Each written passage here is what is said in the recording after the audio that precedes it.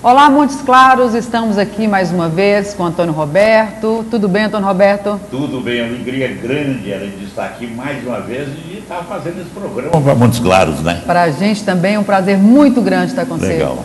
Bom, o assunto de hoje, que foi sugerido pela Antônia lá da Vila Mauricéia, diz respeito ao apego que muitas pessoas mantêm com o passado. Por que é tão difícil desligar do passado? E por que às vezes o passado, inclusive, impede a gente de seguir nossa vida adiante? Pois é, o que acontece é o seguinte: o passado, ele tem uma função bonita na nossa vida, que é a função de aprender com ele. Quer dizer, o que me aconteceu quando eu era criança aqui em Montes Claros serve de aprendizado para agora, para esse momento aqui que eu estou vivendo. Agora, quando eu começo a usar o passado para sair fora da minha vida, para sair fora do momento presente, aí começa o problema. Toda pessoa deprimida, ela é apegada ao passado. Ela não sabe se livrar do passado, ela sofre com o passado. E por incrível que pareça, isso é uma das coisas que eu fico abismado, né? Uma cultura que valoriza tudo que já acabou, tudo que já perdeu, tudo que já foi, tudo que já era, e no entanto a pessoa sofre com isso. Ela sofre através da saudade, sofre através da mágoa e através da culpa. São três sentimentos da pessoa presa olhando para trás. Gente, se eu estou dirigindo um carro, é claro que de vez em quando eu tenho que dar uma olhadinha no retrovisor. Agora, se eu for dirigir o carro, olhando o tempo todo para o retrovisor, vocês já viram quem vai dar, né? Quer dizer, tem gente que vive olhando para trás, olhando para trás. Ô, Antônio, mas saudade não é uma coisa boa? Se te fizer sofrer, não é. Se for com alegria, não é saudade, é lembrança. Quando eu lembro da minha mãe, que já morreu, tem uns 6 anos, mas eu lembro bem, alegre, feliz, tranquilo, sabendo quanto foi bom a vida com ela, isso é lembrança. Agora, se eu começo a chorar, a sofrer, as pessoas têm vergonha de dar a Deus o que já passou. E a palavra dar a Deus é muito significativa, dar a Deus, entregar para Deus. As pessoas, elas ficam e também usam o passado como forma de chamar atenção sobre si mesma, para as pessoas ficarem com pena, para controlar as outras pessoas. Claro que se morre alguém na minha família, claro, se eu perco um grande amor, se eu perco um dinheiro, é claro que eu tenho que sofrer. E tem que sofrer muito, mas na época, né? Passa um dia, 3 dias, uma semana, um mês, pelo amor de Deus, tem que ressuscitar. Tem gente que às vezes perde o marido e não casa nunca mais, porque parece que é como se fosse errado se livrar do passado. Não, a vida, gente, é para frente. Presta atenção nisso. Hoje é o primeiro dia do resto das nossas vidas. Mesmo que você não queira, nós estamos começando hoje. Não tem essa desculpa, não. E quanto mais velho você vai ficando, mais passado você tem para chorar, reclamar, falar dele. E, no entanto, a vida é sempre para frente. Outro sentimento, Ellen, que acaba com a pessoa e que é ligado ao apego ao passado é a mágoa. Você sabia que o que atrapalha as relações não é a raiva, não é a briga? Isso é até bom para resolver os problemas, a raiva tem uma função de resolução de problema. O que acaba com os casamentos, o que acaba com a relação dos pais com os filhos é a mágoa. É a raiva que ficou para depois, que foi congelada, que botaram na geladeira.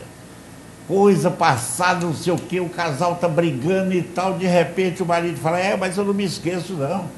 Há 2 anos atrás, você lembra o que você fez comigo? E a mulher fala, não, pior você, quando a gente ainda era namorada, eu não esqueço aquela traição, aquele negócio. Quer dizer, as pessoas vão ficando... Deixa eu contar um negócio para vocês.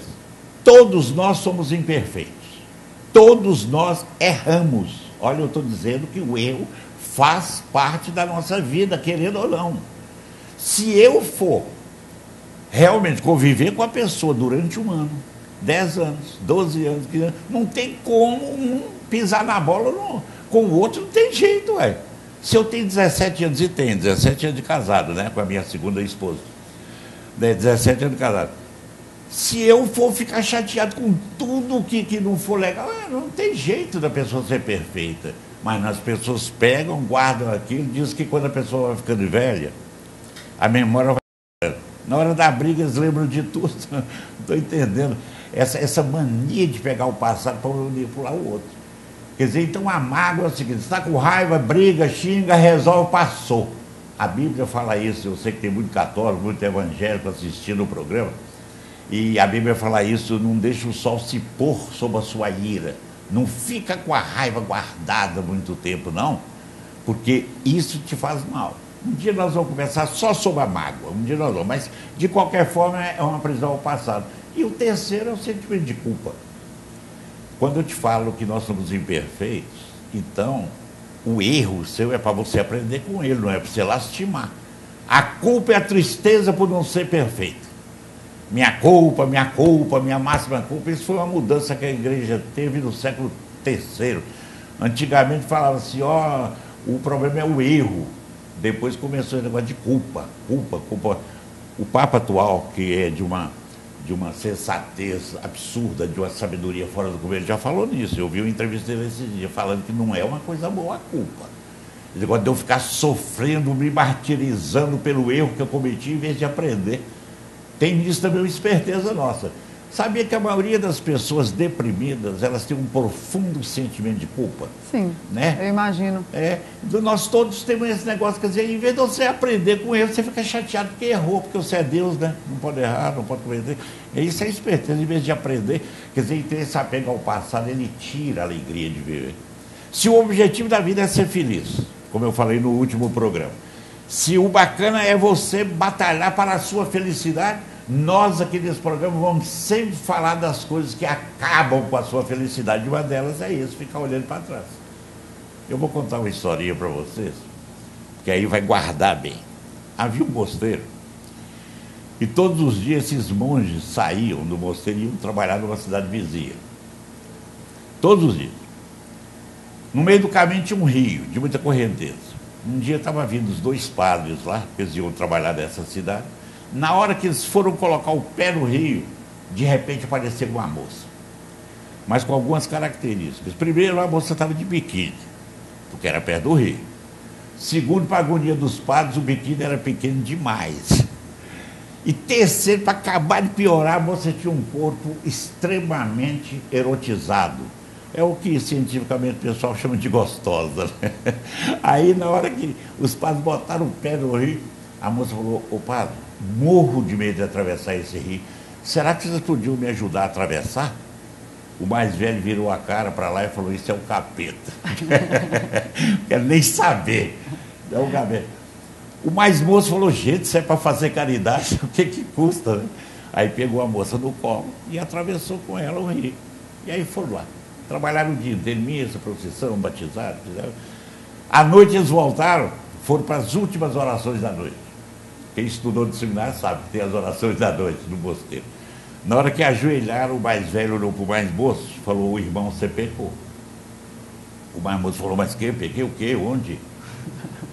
Ah, já esqueceu, hoje de manhã, aquela moça com aquele biquíni, com aquele corpo. Você sabe que a nossa ordem proíbe pegar em mulher e você pegou naquela mulher. O mais moço olhou para ele e falou: irmão, eu peguei aquela mulher, eram 8 horas da manhã. 8h15 eu soltei a mulher, você está com ela até agora na cabeça. Não sabe. Esse é uma pegada, esse é que todo mundo chama de santo, é uma pegada ao passado. A vida é para ser vivida a partir de agora. E o passado tem uma função: aprender com ele, ponto. É só isso. Aprendeu com o seu erro, dê graças a Deus, está errado. Não aprendeu, está lamentando, chorando, com vergonha do passado. Mas se eu for ter vergonha do passado, nasci aqui no beco do Marimbondo, aqui em Montes Claros. Minha mãe era servente de grupo, pobre coitada, não tinha nada, passei fome. Ah, não, pelo amor de Deus, passou e não volta nunca mais. Mas Dona Carmelita pergunta aqui, Antônio Roberto, se o arrependimento, na medida em que é o reconhecimento de um erro que nós cometemos, se ele não favorece a que a gente cresça e retome a vida da gente. Há uma confusão entre culpa e arrependimento, misturar essas duas coisas. Ah, você está arrependido, eu estou tão arrependido, estou sentindo a culpa de ter feito isso com meu filho, com meu marido, com a minha mulher. Mas há uma diferença, sim. Há uma diferença. É Carmelita o nome dela, né? Dona Carmelita. Dona Carmelita, há uma diferença. A culpa sem dor é arrependimento. O arrependimento com dor é mágoa. É mágoa, é culpa. Quer dizer, ou seja, arrepender, tipo assim, errei, quero uma chance para recomeçar. Dizem que pau que nasce torto, morre torto, eu não sou pau, posso me regenerar. Beleza. O arrependimento nesse sentido é bacana. Agora, se você entender o arrependimento como aquele negócio de bater no peito, chorar, né, se bater, né? Não, isso já passou. Isso era na época da Inquisição, na época da Idade Média. Hoje, realmente, nós temos muita culpa, mas isso atrasa. A culpa, por incrível que pareça, ela não é um sinal de crescimento.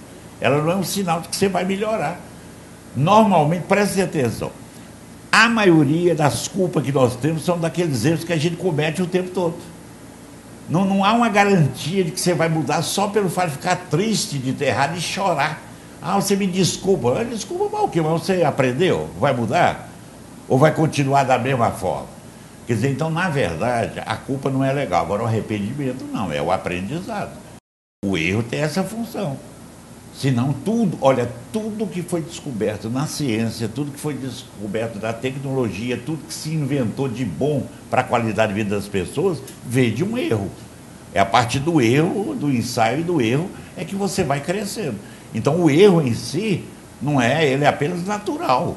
As pessoas erram, ninguém é perfeito. É por isso que a gente tem que evoluir, por isso que a gente cresce, por isso que a gente melhora, por isso, inclusive nas próprias relações. Então, dona Carmelita, o negócio é o seguinte, arrependimento legal, né? Eu estou transformando o meu erro numa construção. Agora, a culpa de ficar chorando, lamentando, etc., claro que não é uma coisa legal. Porque o erro tem que ser acolhido para ser transformado. Com alegria. Se eu estou disposto a mudar, eu estou fazendo isso com alegria. Agora, se eu insistir no sofrimento, no chorar, no lamentar, etc., eu estou apenas querendo manipular o outro a meu respeito. Tipo, olha, eu não sou tão ruim como você está pensando, não. Eu não errei muito, não, tanto que eu estou arrependido. Está com mágoa, está com culpa, está triste. Não é. Arrependimento, sim. Vamos chamar um intervalo, então? Daqui a pouco a gente volta a conversar sobre mágoa, apego à mágoa. Daqui a pouquinho.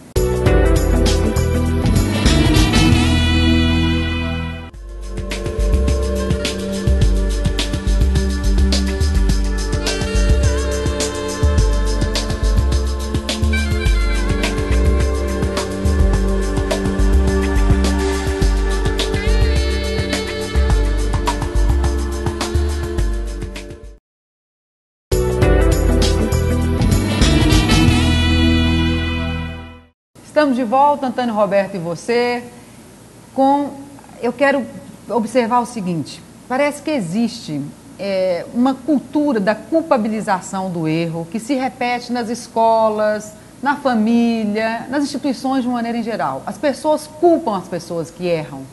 Pois é justamente por isso que nós estamos falando disso. Além de a maioria das pessoas, do ponto de vista da cultura, ser voltado para o passado, fiquei morrendo de saudade, morrendo de mágoa, morrendo de culpa. As pessoas acham que faz um bem se culpabilizar o outro. Né? E, na verdade, por exemplo, o que acontece nos casais, por exemplo, o grande problema é que quando um começa a botar a culpa no outro, está dizendo para o outro o seguinte, você tinha que ser perfeito. Eu sou perfeito, você é que não presta. E aí isso acaba com a relação, porque aí vem a instituição da crítica. A crítica foi criada para culpabilizar, para criar. Você não pode fazer isso, você não pode fazer, olha o que você fez, olha o que é isso, o que é aquilo. E aí fica uma disputa para ver quem presta menos na relação amorosa. Imagina isso. Isso é uma relação amorosa. Relação pais e filhos. Antigamente, toda a formação da criança, e mesmo a relação de patrão com empregado, era na base do chicote. Era na base do castigo, era na base da culpa. Era medo e culpa. São os dois sentimentos que os pais costumam usar para educar os filhos. E que os patrões usavam para educar os empregados. Claro, obviamente, deu certo. Né? Você imagina eu me relacionando com o meu filho, botando nele medo e culpa. Medo do que pode acontecer com ele ou culpa do que ele já fez. Quer dizer, então não tem o menor sentido. E há uma diferença total quando, por exemplo, uma mãe ou um pai ensina para o filho a aprender com o erro dele e quando ele bota culpa no erro que ele cometeu. Há uma diferença. E nas escolas a mesma coisa. Vamos supor, vou dar um exemplo aqui, a criança está carregando um litro de leite, né, e deixa cair, esparrama tudo no tapete e tal. A mãe repressora, a mãe culpabilizante, aquela que acredita que quanto pior, melhor, para o menino ficar sadio, vai virar para ele, é um absurdo, você derramou isso não se faz, já te falei, né? Seja perfeito, tem uns que ainda bate. A mãe que sabe que o erro é aliado do crescimento, ela vai virar para ele e falar, escuta, não foi legal isso que aconteceu. Então, vai lá pegar um pano e eu vou te ensinar como é que limpa. Aí ajoelha com ele, limpa o chão, fala, tá vendo? É isso aí. Mas isso aconteceu comigo. Mas todas as vezes que você for andar com leite, você toma com um pouco mais de cuidado. E se por acaso cair, você pega o pano, limpa, lava. Quer dizer, não, eu estou ensinando ele a aprender com o erro. Eu acredito que as pessoas erram. No outro, eu queria que meu filho não errasse nunca. Porque é impossível, né, Antônio Roberto? É impossível, não tem jeito. É da natureza humana. Está errado se não errar, porque a natureza humana é assim. Agora, por isso que a gente cresce, por isso que a gente desenvolve, por isso que vai em frente. Mas a Elizabeth, lá do Santo Antônio, ela está falando aqui que ela teve tantos relacionamentos frustrantes, tantos relacionamentos mal sucedidos, que parece que ela construiu uma defesa e toda vez que ela vai se relacionar, ela acaba repetindo tudo aquilo que ela considera que foi errado nos relacionamentos anteriores. O que fazer para sair desse círculo vicioso? Como é que é o nome dela? Elizabeth. Elizabeth, todos nós somos responsáveis pelo que nos acontece. Alguma participação em tudo que acontece com cada um de nós tem a participação da gente, não tem como. Às vezes numa proporção maior, numa proporção menor, mas tem um pedaço que pertence a mim. Eu não posso transferir para o mundo externo, para as outras pessoas, tudo que me acontece. Tem muita gente que fala que o problema é o marido acha que o problema é a mulher, o filho acha que o problema é os pais acham que é os filhos, todo professor acha que o problema é o aluno, os alunos têm certeza que o problema é o professor. Quer dizer, e é verdade, todo mundo tem participação na relação. Agora, se eu não descubro qual é o meu papel naquilo que está me acontecendo, qual é o meu pedaço, aí eu não corrijo. Então você diz, todos os meus relacionamentos são frustrantes. Por causa de quê? Você é chata, complicada, pegajosa, ciumenta, você critica muita pessoa, tem que descobrir qual é a sua sacanagem na relação. O que é que você faz que não está legal. Aí sim você pode mudar.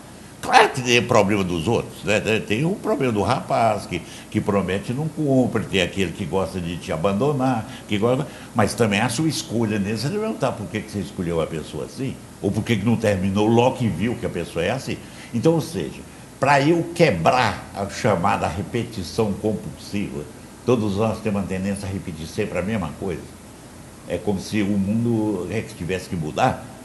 Para eu resolver isso, eu tenho que descobrir qual é a minha parte naquela relação, a minha parte naquele problema. Então, Elizabeth, é claro que se você, quase todos os relacionamentos seus são frustrantes, e você já entra com o pé atrás ou na frente na próxima relação, significa que você ainda não descobriu, não tomou consciência qual é o pedaço que você precisa mudar.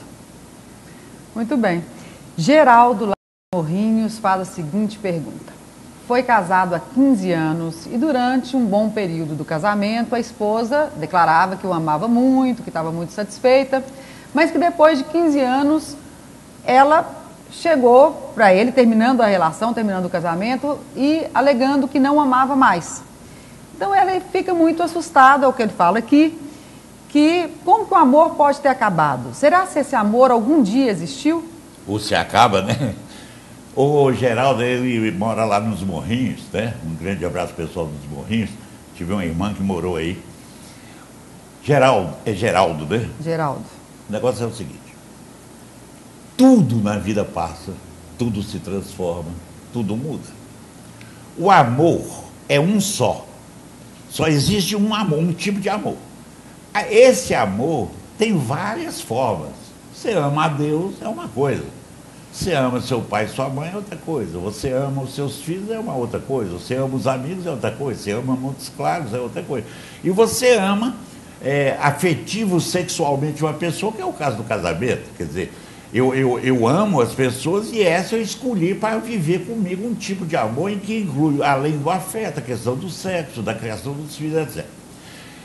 Qualquer sentimento nosso, ele pode aumentar, crescer, desenvolver, ou ele pode diminuir, depende do que acontece. Vamos supor que eu ame uma mulher, vivo com ela e trato mal essa mulher o tempo todo. Sou bruto com ela, não tenho cuidado, trato mal, produzo medo nela o tempo todo, produzo culpa. Com o tempo ela começa a não gostar daquela pessoa. O amor acabou, sim, mas o sentimento amoroso, ele pode mudar de acordo com o que acontece. Se uma pessoa que é bruta para outra, por isso que é importantíssimo você cultivar a sua relação, seja qual for, através do afeto. Eu não vou querer conviver com ninguém, com nenhum amigo que fica me criticando o tempo todo, falando o que eu tenho que mudar, o que eu não tenho, o que eu não... Com o tempo eu afasto. Esse é o grande problema do ciúme, do medo, da culpa. Quando você produz isso na outra pessoa, com o tempo ela vai te abandonar, com certeza.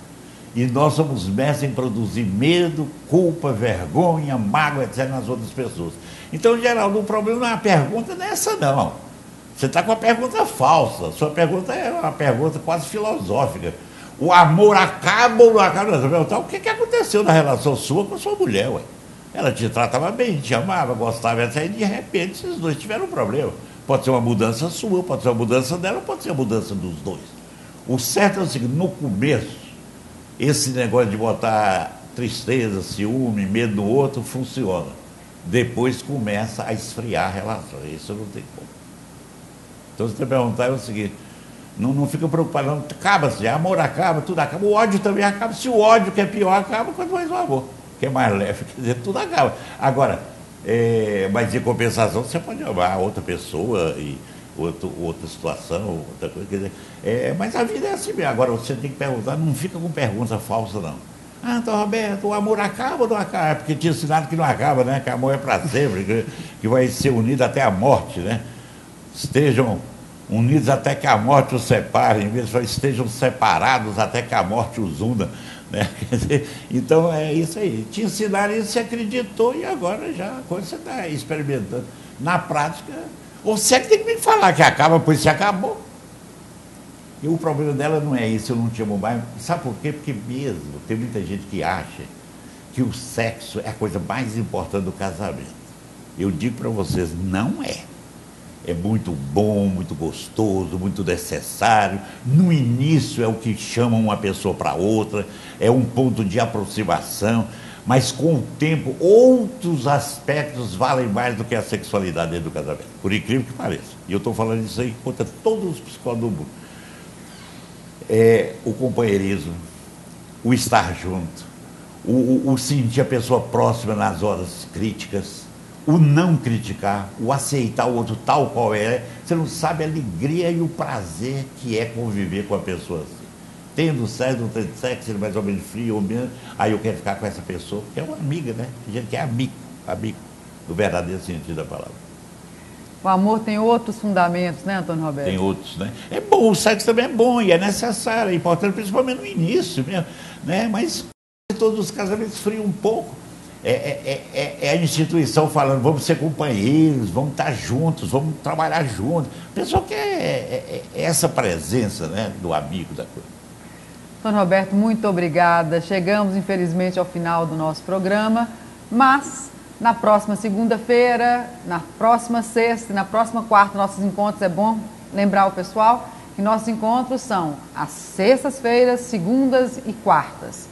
Então, na próxima semana, a gente vai estar junto outra vez. Muito obrigado a você, Ellen, e a você, pessoal amigo de Montes Claros. O meu beijo. Até mais, gente.